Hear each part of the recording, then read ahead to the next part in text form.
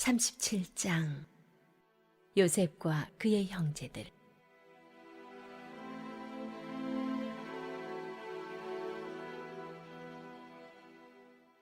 그 즈음에 야곱은 자기 아버지가 살던 가나안 땅에 정착했다. 야곱의 이야기는 이러하다. 그의 이야기는 요셉과 함께 계속된다. 당시 17살이 된 요셉은 양떼를 치는 형들을 돕고 있었다. 사실 그 형들은 모두 요셉의 이복 형들로 아버지의 아내인 빌하와 실바의 아들들이었다. 요셉은 형들에 대해 좋지 않은 이야기를 아버지에게 전했다. 이스라엘은 늙음하게 얻은 아들 요셉을 다른 아들들보다 더 사랑했다. 그래서 그는 요셉에게 정교하게 수놓은 겉옷을 지어 입혔다. 그의 형들은 아버지가 자기들보다 요셉을 더 사랑하는 것을 알고는 그를 미워했다. 그들은 요셉에게 말조차 건네지 않았다. 요셉이 꿈을 꾸었다. 그가 꿈 이야기를 형들에게 하자 형들이 그를 더 미워했다. 요셉이 말했다. 내가 꾼 꿈 이야기를 잘 들어보세요.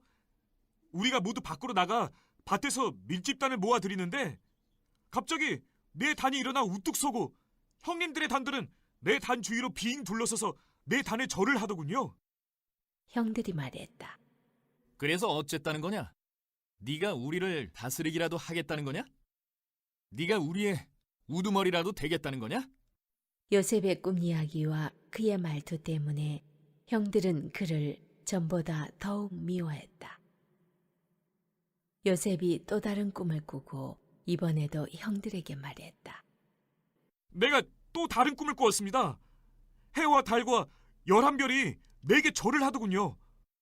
그가 그 꿈 이야기를 아버지와 형들에게 전하자 그의 아버지가 그를 꾸짖으며 말했다. 그 꿈 이야기가 다 무엇이냐? 나와 네 어머니와 네 형들이 다 네게 절하게 된다는 것이냐? 이제 형들은 드러내놓고 그를 시기했지만 그의 아버지는 그 모든 일을 마음에 새겨두었다. 그의 형들이 세겜으로 가서 아버지의 양떼에게 풀을 먹이고 있었다. 이스라엘이 요셉에게 말했다. 네 형들이 지금 양떼와 함께 세겜에 있다. 네가 네 형들에게 좀 다녀와야겠다. 요셉이 말했다. 그렇게 하겠습니다. 이스라엘이 그에게 말했다. 가서 네 형들과 양떼가 어떻게 하고 있는지 살펴보고 돌아와서 내게 알려다오. 그는 요셉을 헤브론 골짜기에서 세겜으로 떠나보냈다. 요셉이 들판에서 헤매고 있는데 어떤 사람이 다가와 물었다. 무엇을 찾고 있느냐? 제 형들을 찾고 있습니다.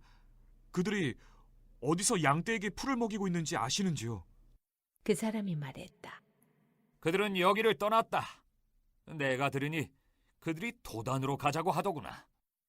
그래서 요셉은 길을 떠나 형들의 뒤를 따라가다가 도단에서 그들을 찾아냈다.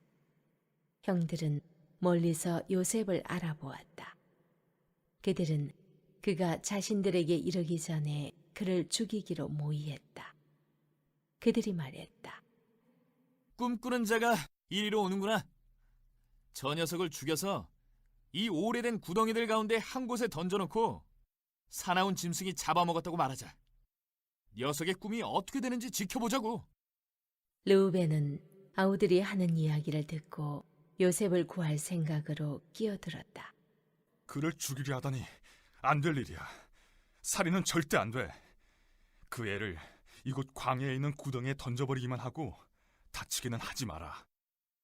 르우벤은 나중에 다시 와서 그를 끌어내어 아버지에게 데려갈 생각이었다. 요셉이 형들에게 이르자 그들은 그가 입고 있던 화려한 겉옷을 벗기고 그를 붙잡아 구덩이에 던져 넣었다. 그 구덩이는 바싹 말라서 물 한 방울도 없었다.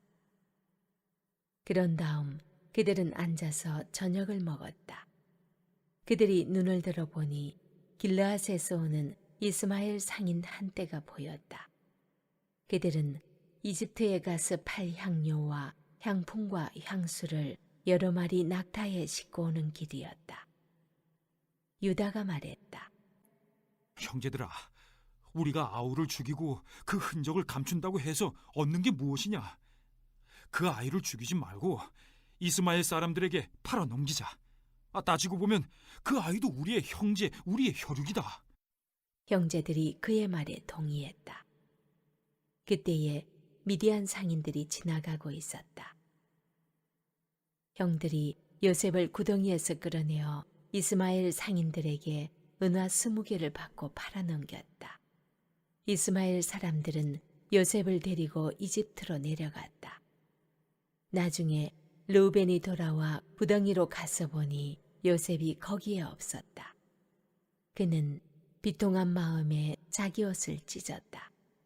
그가 어찌할 바를 몰라하며 형제들에게 가서 말했다. 아이가 사라지고 없다. 이제 어찌해야 하나? 그들이 요셉의 겉옷을 가져다가 염소 한 마리를 죽인 다음 그 피에 옷을 담갔다. 그들은 그 옷을 아버지에게 가지고 가서 말했다. 저희가 이것을 발견했습니다.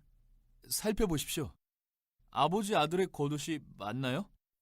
야곱은 곧바로 그 겉옷을 알아보았다. 내 아들의 옷이다. 사나운 짐승이 그 아이를 잡아먹었구나. 요셉이 갈기갈기 찢겨 죽었구나. 야곱은 슬픔에 잠겨 자기 옷을 찢고서 거칠고 굵은 베옷을 입고 아들의 죽음을 오래도록 슬퍼했다. 자녀들이 위로하려고 했으나 그는 그들의 위로를 마다했다. 나는 내 아들의 죽음을 슬퍼하면서 무덤으로 가련다. 아버지는 요셉을 생각하며 하염없이 눈물을 흘렸다. 미디안 상인들이 이집트에서 요셉을 보디발에게 팔아넘겼다. 보디발은 바로의 신하로 바로의 왕실 일을 맡아보는 사람이었다.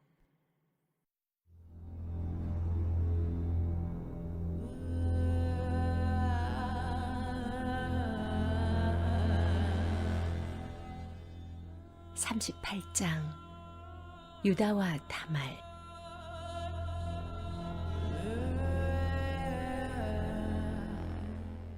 그 무렵 유다는 형제들로부터 떨어져 나와 히라라고 하는 아둘람 사람과 함께 지내고 있었다. 그곳에 있는 동안 유다는 가나안 사람 수아의 딸을 만났다. 유다가 그녀와 결혼하여 잠자리를 같이 하니 그녀가 임신하여 아들을 낳고 아이의 이름을 엘이라고 했다. 그녀가 다시 임신하여 아들을 낳고 아이의 이름을 오난이라고 했다. 그녀가 또다시 아들을 낳고 아이의 이름을 셀라라고 했다. 셀라를 낳았을 때 그들 부부는 거십에 살고 있었다. 유다가 맏아들 엘에게 아내를 얻어 주었다. 그녀의 이름은 다말이었다. 그러나 유다의 맏아들 엘이 하나님께 심히 악한 죄를 지어 하나님께서 그의 목숨을 거두어 가셨다. 유다가 오난에게 말했다. 가서 남편을 잃은 네 형수와 잠자리를 같이 하도록 하여라. 네 형의 혈통이 끊어지지 않게 하는 것이 동생인 네가 해야 할 도리다. 하지만 오난은 아이를 낳아도 자기 아이가 되지 못할 것을 알고 형수와 잠자리를 같이 할 때마다 형의 아이를 낳지 않으려고 정액을 바닥에 쏟았다. 그가 한 짓은 하나님을 크게 거스르는 일이었다. 하나님께서 그의 목숨도 거두어 가셨다. 그러자 유다는 며느리 다말을 찾아가서 말했다. 내 아들 셀라가 다 자랄 때까지 네 아버지 집에서 과부로 지내고 있거라. 그는 셀라마저 형들처럼 죽게 될까 걱정했던 것이다. 그리하여 다말은 자기 아버지 집으로 가서 살았다. 시간이 흘러 유다의 아내 곧 수아의 딸이 죽었다. 애도 기간이 끝나자 유다는 아둘람 사람인 친구 히라와 함께 양떼의 털을 깎으러 딥나로 갔다. 다말은 이런 소식을 전해 들었다. 그녀는 과부의 옷을 벗고 노을로 얼굴을 가려 남이 알아보지 못하게 한 다음 딥나로 가는 길에 있는 에나임 입구에 앉아 있었다. 그녀는 셀라가 다 자랐는데도 유다가 자기를 그와 결혼시키려 하지 않는다는 것을 알고 있었다. 유다는 노을로 얼굴을 가리고 있는 그녀를 보고는 창녀라고 생각했다. 그는 길가에 있는 그녀에게 다가가 말했다. 오늘 밤 함께 보내자. 유다는 그녀가 자기 며느리인 줄을 전혀 알지 못했다. 그녀가 말했다. 그 값으로 내게 무엇을 주시겠습니까? 유다가 말했다. 내 가축대에서 새끼 염소 한 마리를 보내겠다. 그녀가 말했다. 그것을 보낼 때까지 내게 담보물을 맡기면 그렇게 하겠습니다. 담보물로 원하는 게 뭐냐? 그녀가 대답했다. 어르신이 갖고 있는 줄 달린 도장과 지팡이를 주십시오. 유다는 그것들을 다말에게 건네고 잠자리를 같이 했다. 그녀가 임신하게 되었다. 그녀는 그곳을 떠나 집으로 돌아가서 노을을 벗고 과부의 옷을 다시 입었다. 유다는 친구인 아둘람 사람 편에 새끼 염소를 보내며 그 여자에게서 담보물을 찾아오게 했다. 그러나 그 친구는 그녀를 찾지 못했다. 그래서 그곳 사람들에게 물었다. 이곳 에라임 근처 길가에 앉아있던 창녀는 어디로 갔습니까? 그들이 말했다. 여기에는 장녀가 없답니다. 그가 유다에게로 돌아와서 말했다. 그 여자를 찾을 수 없었네. 그곳 사람들이 거기에는 장녀가 없다고 하더군. 유다가 말했다. 담보물을 가질 테면 가지라지. 우리가 계속 찾아다니면 다들 우리를 보고 손가락질 할 것이네. 나는 이 거래에서 내 도리를 다했네. 내가 새끼 염소를 보냈지만 자네가 그녀를 찾지 못한 것뿐이네. 3달쯤 지난 뒤에 유다의 귀에 한 소식이 들려왔다. 자네 며느리가 창녀짓을 하고 있네. 게다가 이제는 임신까지 했다는군. 유다가 고함을 질렀다. 그 애를 이곳으로 끌어내어 불태워버려라. 사람들이 다말을 끌어내려고 하자 그녀가 시아버지에게 전가를 보냈다. 저는 이 물건의 주인 때문에 임신하게 되었습니다. 이 물건을 확인해 보십시오. 이 줄 달린 도장과 지팡이가 누구의 것입니까? 유다는 그것이 자기 것임을 알아보고 말했다. 그 애가 옳고 내가 잘못했다. 내가 그 애를 내 아들 셀라와 결혼시키려 하지 않았기 때문이다. 유다는 다시는 그녀와 잠자리를 같이 하지 않았다. 다말이 출산할 때가 되었는데 그녀의 태 속에 쌍둥이가 있었다. 아이를 낳을 때 한 아이의 손이 나왔다. 산파가 그 손에 붉은 실을 묶고 말했다. 이 아이가 먼저 나온 아이다. 그러나 바로 그때 그 아이의 손이 도로 들어가더니 그의 동생이 나왔다. 산파가 말했다. 동생이 밀치고 나왔구나. 그래서 아이의 이름을 돌파라는 뜻의 베데스라고 했다. 곧이어 그 아이의 형이 손에 붉은 실을 감고 나오니 아이의 이름을 빛나다라는 뜻의 세라라고 했다.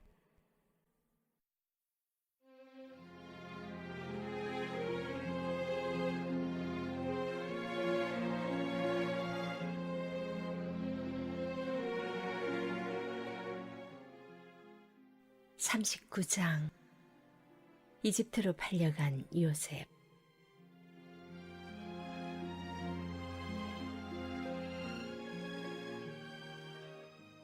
이스마엘 사람들이 요셉을 이집트로 끌고 가자 바로의 신하로 왕실 일을 도맡아 관리하고 있던 이집트 사람 보디발이 그들에게서 요셉을 샀다.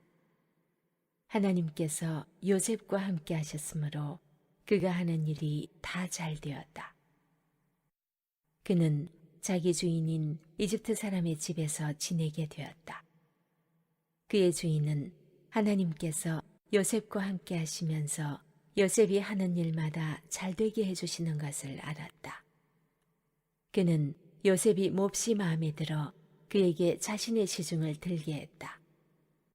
그는 자신의 개인적인 일들을 요셉에게 맡기고 모든 재산을 관리하게 했다.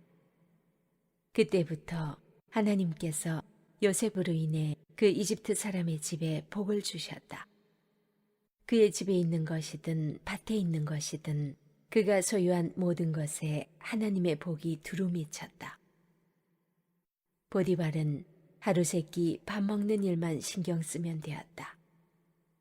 요셉은 용모가 준수하고 잘생긴 남자였다. 시간이 흐르면서 주인의 아내가 요셉에게 반해 어느 날 이렇게 말했다.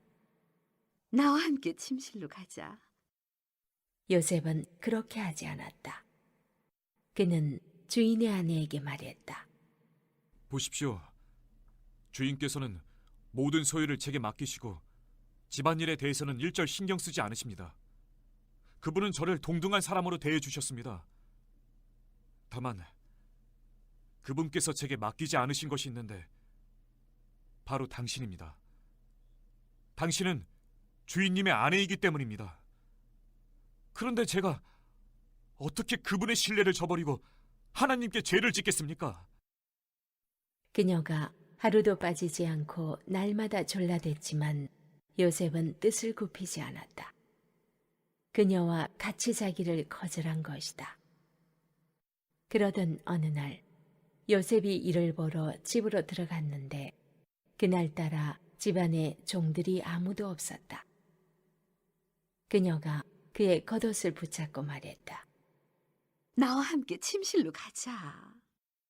요셉은 그녀의 손에 겉옷을 버려두고 집 밖으로 뛰쳐나갔다. 그녀는 그가 겉옷을 자기 손에 버려두고 뛰쳐나간 것을 알고는 종들을 불러 말했다. 이것 좀 봐라. 저 히브리 놈이 본색을 드러내서 너희 모르게 나를 유혹하려 하는구나. 저놈이 나를 욕보이려 해서 내가 크게 소리를 질렀더니 내 고함과 비명 소리를 듣고는 이렇게 겉옷을 내 손에 버려두고 밖으로 도망쳤다. 그녀는 자기 주인이 집에 돌아올 때까지 요셉의 겉옷을 가지고 있다가 그에게 같은 이야기를 들려주었다. 당신이 데려온 히브리 놈이 내 뒤를 쫓아와서 나를 희롱하려고 하지 뭐예요? 내가 소리치고 비명을 질렀더니 이렇게 자기 겉옷을 내 손에 버려두고 밖으로 도망쳤습니다. 이게 다 당신의 종이 벌인 일이에요. 요셉의 주인은 아내의 이야기에 격분했다. 그는 요셉을 붙잡아 왕의 제수들을 가두는 감옥에 쳐넣었다. 그러나 하나님께서는 그곳 감옥에서도 여전히 요셉과 함께 하셨고 요셉에게 인자를 베푸셔서 간수장과 가까운 사이가 되게 하셨다. 간수장은 요셉에게 모든 죄수를 맡겼고 요셉은 모든 일을 잘 처리했다. 간수장은 요셉에게 자유를 주고 전혀 간섭하지 않았다. 하나님께서 요셉과 함께 하시면서 그가 하는 일마다 최선의 결과를 낳게 해주셨기 때문이다.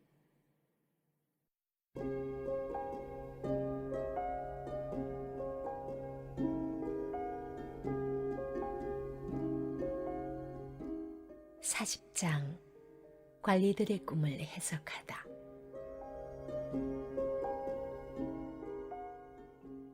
시간이 흘러 이집트 왕의 술잔을 맡은 관리와 빵을 맡은 관리가 자신들의 주인인 이집트 왕의 뜻을 거스르는 일이 있었다. 바로는 두 관리, 곧 술잔을 맡은 관리와 빵을 맡은 관리에게 크게 노하여 그들을 감옥에 가두고 경호대장의 감시를 받게 했다. 그들이 갇힌 곳은 요셉이 갇힌 곳과 같은 감옥이었다. 경호대장은 요셉에게 그들의 시중을 들도록 지시했다. 감옥에 갇힌 지 얼마 뒤에 술잔을 맡은 관리와 빵을 맡은 관리가 같은 날 밤에 꿈을 꾸었는데 각자의 꿈이 저마다 의미를 가지고 있었다. 요셉이 아침에 그들에게 가보니 둘 다 기운이 없어 보였다. 그래서 그는 자신과 함께 갇혀 있는 바로의 두 관리에게 물었다. 무슨 일입니까? 어째서 얼굴에 수심이 가득합니까? 그들이 말했다. 우리가 각자 꿈을 꾸었는데 그 꿈을 해석해 줄 사람이 없어서 그러네. 요셉이 말했다. 꿈의 해석은 하나님께로부터 오는 것이 아닙니까? 어떤 꿈을 꾸었는지 이야기해 보십시오. 술잔을 맡은 관리가 먼저 요셉에게 자기 꿈을 이야기했다. 꿈에 보니 내 앞에 포도나무가 있는데 가지가 3개 달려있더군. 싹이 나고 꽃이 피더니 포도송이들이 익는 거야. 나는 바로의 술잔을 가지고 있었는데 그 포도송이들을 따서 바로의 술잔에 짜놓고는 그 잔을 바로께 올려드렸네. 요셉이 말했다.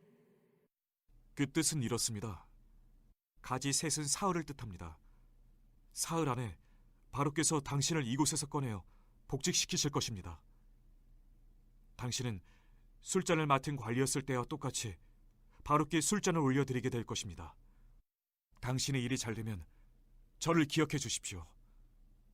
바로께 제 사정을 알려 주셔서 저를 이곳에서 꺼내 주십시오. 저는 히브리 사람의 땅에서 납치되어 왔습니다. 그리고 저는 여기서도 이 감옥에 갇힐 만한 일을 한 적이 없습니다. 요셉의 꿈에 쓰기 좋은 것을 보고 빵을 맡은 관리도 그에게 말했다. 내 꿈은 이러하네. 버들가지를 엮어 만든 바구니 3개가 내 머리 위에 있었네.